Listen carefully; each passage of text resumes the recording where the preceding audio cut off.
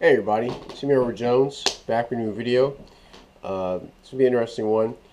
Gun debating 101. I'm just here to share some tips that I've learned over the years of talking to people about gun ownership, about the Second Amendment, and how you're not going to win every argument, especially with people who are deeply entrenched in their ideas that they don't believe people should have certain firearms or any firearms at all. They don't believe people should carry firearms or um, carry them, in certain areas. I got the idea for making this video because currently in South Carolina, it seems like to be the case each year. But there's a push to have a permitless carrier, constitutional carry in South Carolina, which I myself wholeheartedly support. And I was talking to some coworkers last night about what the whole situation is about. So far, it's made it through the House. I get emails from time to time about different updates. What official what official voted this way. What amendments have been made to the bill, and we talk. And I talk to my friends about it, and I've been doing these kinds of discussions for years. I think as far back as 2007, late 2007. That's when I started, getting interested in the Second Amendment. That's when I knew I wanted to get my first gun, and I would have these discussions with people because I like talking to folks and figure out what are their thoughts on matters, and I picked up a lot of information on how to have these discussions and how to make these discussions more fruitful. Like I said, someone who's dead set and dead set in what they're in their thoughts about about the matter. It's going to be very difficult to get them out of it right off the bat. That's something that may take quite some time. But generally, when talking to fence sitters, here are some tips that I've some lessons that I've learned in getting to change people's minds. The first thing I want to say is consider who you're talking to. And this in terms of let's say it's in terms of warfare, know your enemy. Um, know what the person you're talking to. Try to get a feel for what kind of person they are. One thing I like to do is when I talk about hobbies, I discuss I like to work on firearms. I like shotguns. um, I like to I've shot many machine guns. I've shot submachine guns, and I've had some experience with like you see my videos of me traveling with a gun in my gun rack or teaching friends on how to shoot. In fact, one thing I did at the machine gun shoot was I had someone who I used to work with come with me, who's she would say that she's a liberal, but she never fired a firearm before, didn't know all that much about firearms. So, but I said, for the cultural shock, come on by, check this out. You'll see some very nice people here, and she did that, and she had a good time. She didn't shoot anything, but she did. She said it was a culture. It was a new thing for her. So I knew that right away. She was someone who was open-minded, someone who I could have these kind of talks with, and get them thinking, have a fruitful discussion. See, was able to get her to come out to the machine gun shoot. She watched me shoot the MP5K, and she said it was an exciting time for her. But yeah, know who you're talking to. Try to figure out if they're a person who is deep, dead set in dead set in their opinion and their beliefs, or someone who they sit on the fence. They don't really they don't fall either which way. So that's the first thing I want to share with you guys. Because one thing I learned is that you tend to get more if you try to push someone who is if you try to push too hard right off the bat with someone who is set firmly in what they believe. It'd be the same way as them trying to convince you that you shouldn't have a firearm. So think about that. Think about how you would feel in a situation like that.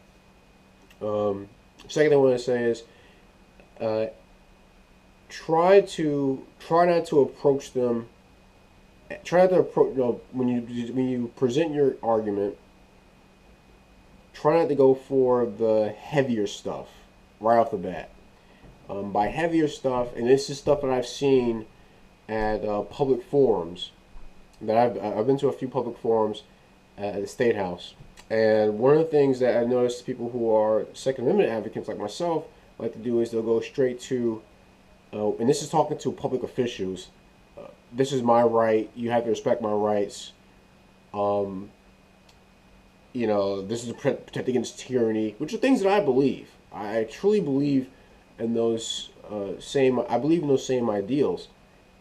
But that's like taking that's like use a gun reference. That's like trying to kill a fly with a bazooka. It's too much right away.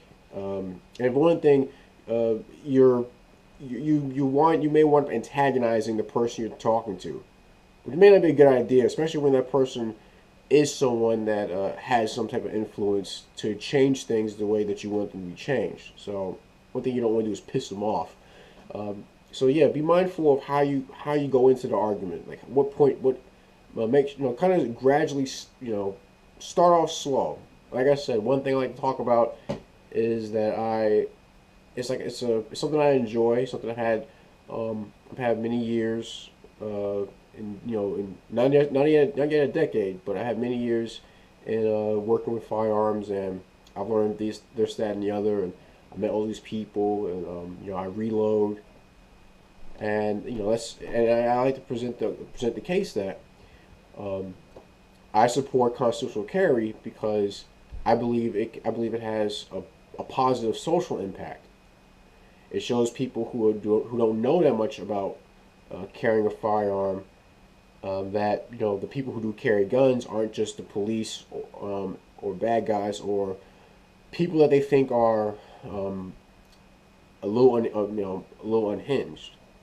You have some individuals like that, but generally people who want to carry firearms for their own personal protection, who want to express themselves freely by open carry, they tend to be just ordinary people like you and me, the viewer, and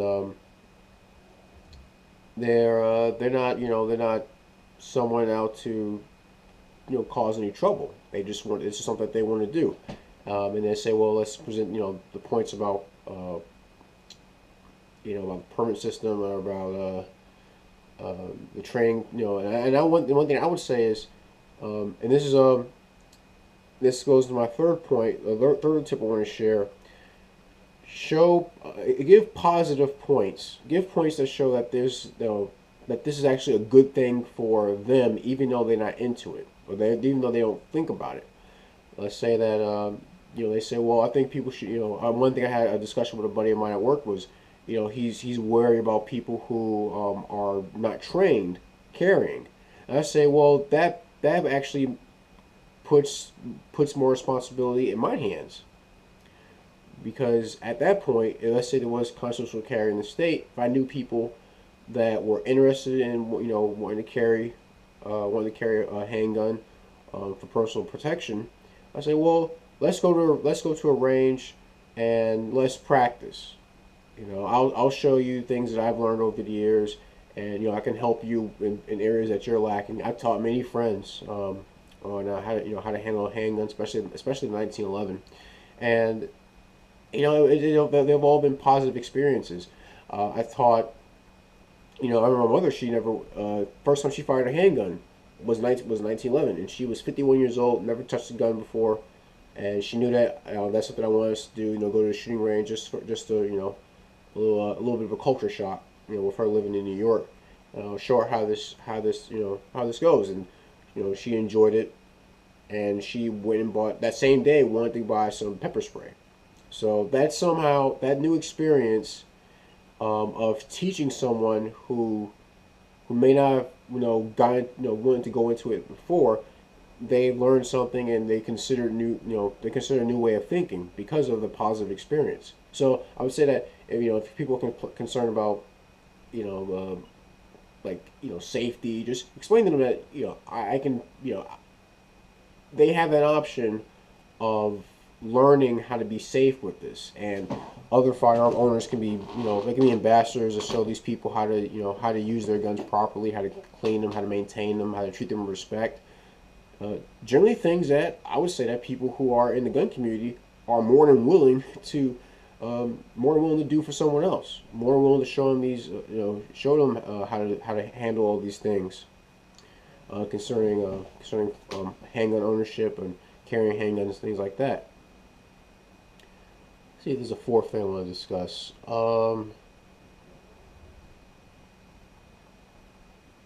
Fourth thing, this is a good one. Do not be puffed up. Now, let's say that you do have the moral high ground and in your argument. Let's say that you believe the points that you present are morally superior. I mean, because why would someone argue against self-defense? Why would someone argue against wanting to protect yourself or wanting to protect other people around you? Well, some people do think that way. Some people do think that um, it's morally questionable to do those kind of to do that kind of thing. And something I learned to do is to bring yourself down to no, not saying bring that, not saying not saying you lower yourself in the sense that you would throw your morals to the side, but you would try to see things from their perspective. Come down to why they see it as being morally reprehensible that someone should want to defend themselves with a handgun. Why they would want to carry a handgun. Try to get an understanding as to why they think that way. And again, you're not really gonna do much with people who are dead set in their beliefs off the, right at that moment. But people who are on the fence, people who may think that it's morally unsound because they may have that thought so much into it. Bring yourself down to them and say, well, first try to figure out, well, why do you think this? Or has something happened in the past that makes you think that? Or have you experienced anything? Or have you heard things? And if they have, then you can say, well, these are things that I've known that happened throughout history. To suggest otherwise, that various people have been victimized by other groups, and I wouldn't want to see people harmed by others who have more power, whether it be through guns or political power or just sheer numbers. I wouldn't through mob mentality. I wouldn't want to see them hurt. So I see that as being a moral benefit for individuals to be prepared, to be armed, be ready to defend themselves, and also be willing to help others. Because because something I've realized that people who have these feelings, who have these type of feelings, they've experienced people in their past that have shaped their opinion, shaped the current opinion they hold now. They have been around people who are irresponsible. They know people who are irresponsible. In fact, I even told a friend of mine because he said that he would, he knows some people. I asked him, "You know some people that you wouldn't want to see carrying guns?" He said, "Yeah, I do." And I said, "You know what? I said I know the same people. I know people just like that. There are people that I know in my personal life that I know them wearing a firearm on their hip would be a high risk situation. Would be maybe a total negative to them and to other people around them. But to that I would say." Because I know people like that, I now have a responsibility to inform others that there are people like that out in this, and they're going to do what they want to do. Why would would it be right for us to hem up people who are, use one of Irish's phrases, to hem up good people when bad people are going to, or irresponsible people are going to act irresponsibly no matter what, no matter what happens. People who who are always emotional, they're gonna be emotional, no matter what the situation is, no matter what the environment is.